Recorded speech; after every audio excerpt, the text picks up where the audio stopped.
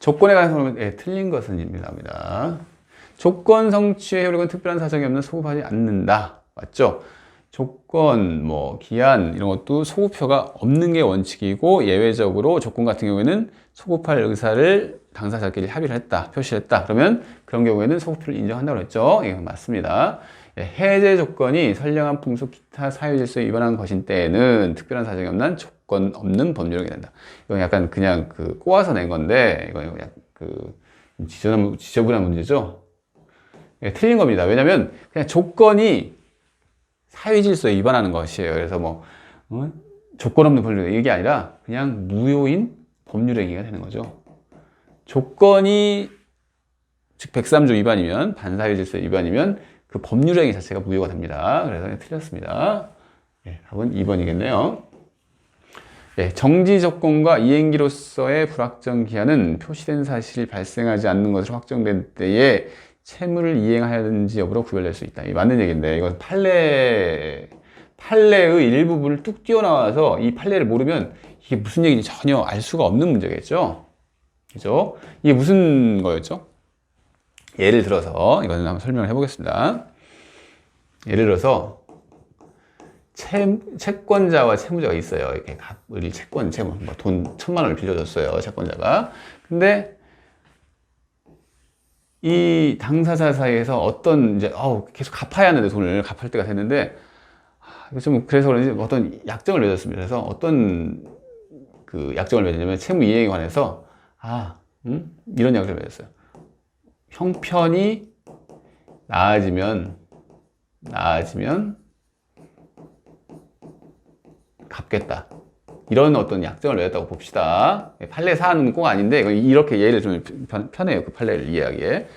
그래서 이 형편이 나아지면이 어떻게 해석이 될 것인가 이 얘기예요.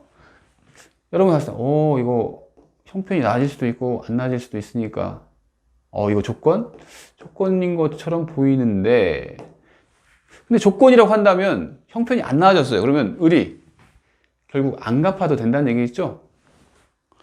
그렇게 해석하기에는 남의 돈을 빌린 사람이에요. 그래서 이것을 판례는 조건으로 볼 것이냐 아니면 이걸 불확정 기한으로 볼 것인가에 대해서 얘기를 하는 거예요. 그래서 조건으로 볼 만한 사정이 있으면 조건으로 보겠지만 꼭 그러한 것이 없다면, 그런 특별한 사정이 없다면 불확정 기한으로 본다는 얘기입니다. 불확정 기한으로 본다는 얘기는 무슨 얘기죠? 이런 형편이 나아진다는 것이 확실해진다거나 또는 확실하지 않는 경우에 형편이 나아질 기미가 없어요. 그런 경우에도 그 기한이 도래한 것으로 보자는 얘기입니다. 아시겠죠? 그래서 불확정 기한은 어차피 채무를 꼭 이행을 해야 한다는 얘기죠. 남의 돈을 빌렸기 때문에 남의 돈을 그렇게 쉽게 없는 것으로, 남의 돈이 그냥 타인이 빌려준 것을 그렇게 없는 것으로 하기에는 이런 경우에는 조건을 보기에는 좀 그렇다. 그래서 불확정 기한으로 일반적으로 보자. 이 판례를 딱 이해를 하시면 이 문제가 무슨 얘기인지 알 거예요. 정지 조건과 조건으로 보면 채무를 안 갚아도 되고, 그 다음에 불확정 기한으로 보면 이런 사유, 형편이 나아진다는 사유, 아니면 형편이 나아질 기미가 없는 게 확정될 때도 그 기한이 도달된 것을 보는 불확정 기한으로 갚아야 한다는 얘기죠.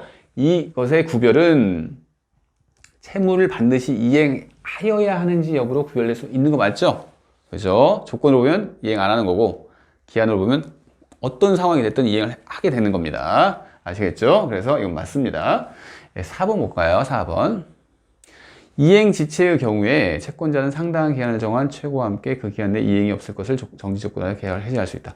이 문제는 조금 어렵네요. 그러니까 2번에서 답이 나왔지만 이 지문 자체는 다 이해를 해야지 풀 수 있는 문제가 되겠습니다. 그래서 4번도 한번 설명을 해보겠습니다. 4번 무슨 얘기냐면 해제라고 하는 것은 우리가 이것도 우리가 해제 파트는 계약 쪽에서 나오니까 좀 어려울 수가 있는데 법정 해제라고 하는 겁니다. 법정 해제.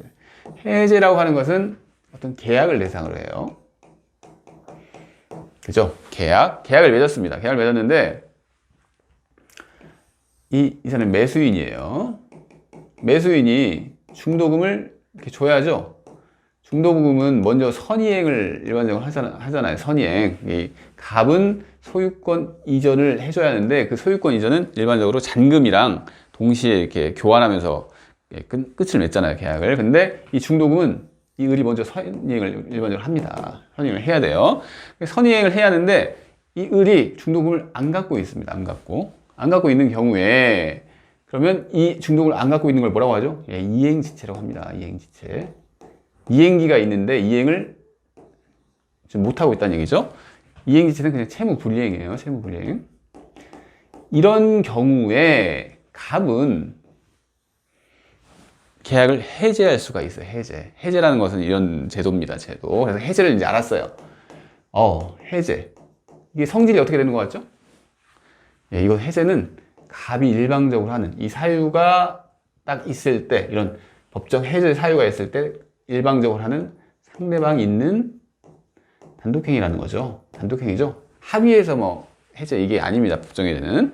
그래서 이 단독행위 같은 경우에는 원칙적으로 조건을 붙일 수가 없죠. 그죠? 단독행위는 상대방의 그 지위 불안정을 야기할 수도 있기 때문에 이렇게 조건을 붙여서 할 수는 없습니다. 없는데 이 사안에서, 이건 판례 사안인데요.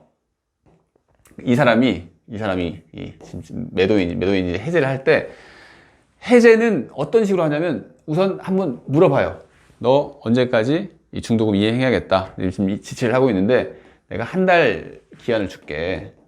상당한 기간을 이렇게 부여를 한 거죠. 한 달 내에 네가 우선 한번 이행을 해봐. 근데 그 이행이 없을 때 그때 해제를 할 수 있는 거예요. 원칙적으로는 해제라고 하는 것은 한번 상당한 기간을 주고 그 기간이 끝났는데도 이행이 안 됐을 때 해제를 할 수가 있는데 이 사안은 그게 아니라 조건을 건 거예요. 네가 한 달 내에 이행을 하지 못하면 내가 해제한 것으로 본다. 해제한 것으로 할게. 이렇게 한 거예요. 근데 그게 인정이 될 것인가 안 될 것인가죠. 원칙적으로 해제는 단독행위라서 이렇게 조건을 붙일 수 없지만 이런 사안이라면 상대방이 어떤 불안정한 지위에 처하게 되나요? 뭐 어떻게 보면 두 가지 행위를 한꺼번에 한 거잖아요. 상당한 기간을 부여를 했고 그 다음에 해제를 해야 하는데 그냥 그걸 조건을 걸어서 그냥 해제 한 번에 한 거잖아요. 이런 경우에는 가능하다는 얘기입니다. 가능해요. 그래서 4번은 가능하니까 이건 맞는 얘기입니다. 이렇게 이제 일을 하시고요. 5번 봅시다. 신의 성실에 반하는 방해로 말미암아 조건이 성취된 것으로 의제되는 경우에 성취의 의제 시점은 그 방해가 없었더라면 조건이 성취되었으리라고 추산되는 시점. 이게 맞는 얘기인데 이게 이제 우리 조건 기한 이 파트에서 이제 조문에 있는 거죠. 반신의 행위 금지 해가지고 있는 겁니다. 반신의 행위 금지. 이게 무슨 얘기냐면 조건이 불성취됐을 때 이득을 보는 자가 의도적으로 그러니까 고의나 과실로 반신의 행위를 해요. 그래서 조건의 성취를 방해하는 거예요. 그러면 조건 성취가 안 되니까 이 사람이 이득을 계속 보는 거잖아요.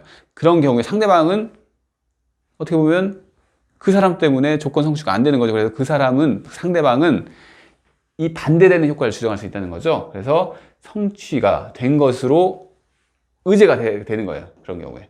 그래서 근데 그 성취 의제 시점은 그 방해가 없었더라면 조건이 성취되었으리라고 추산되는 시점이다. 이렇게 얘기를 하는 거죠. 이게 조문 그대로인데 이것을 이해를 하셔야 합니다. 이런 조문 자체를 어떤 상황이구나 이해를 하셔야 돼요. 그래서 지금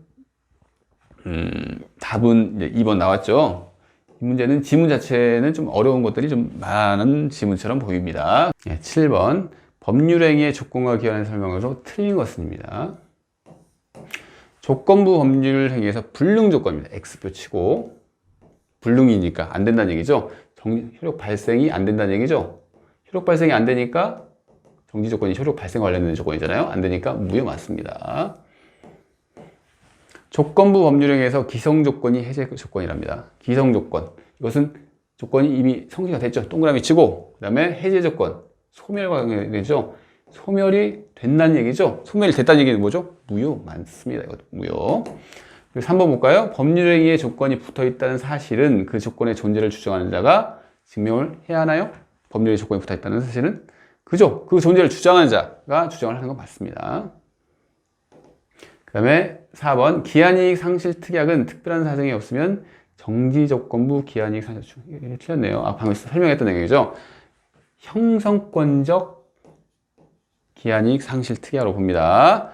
알겠죠? 그래서 상실 특약은 형성권적 기한이익 상실 특약으로 추정된다. 사실 이 지문만 알아도 이런 건 좀 뭐 이게 이해하기 힘드시면 이 지문만 알아도 형성권적 기한이익 상실 특약이구나. 이건 이렇게 외우셔도 문제는 맞출 수는 있어요. 그래서 4번이죠, 답이. 5번 봅시다. 종기 있는 법률행위는 기한이 도래한 때로부터 효력을 잃는다. 맞죠? 그러니까 소급효가 없다는 얘기죠. 네, 그렇습니다. 그래서 답은 4번 되겠습니다.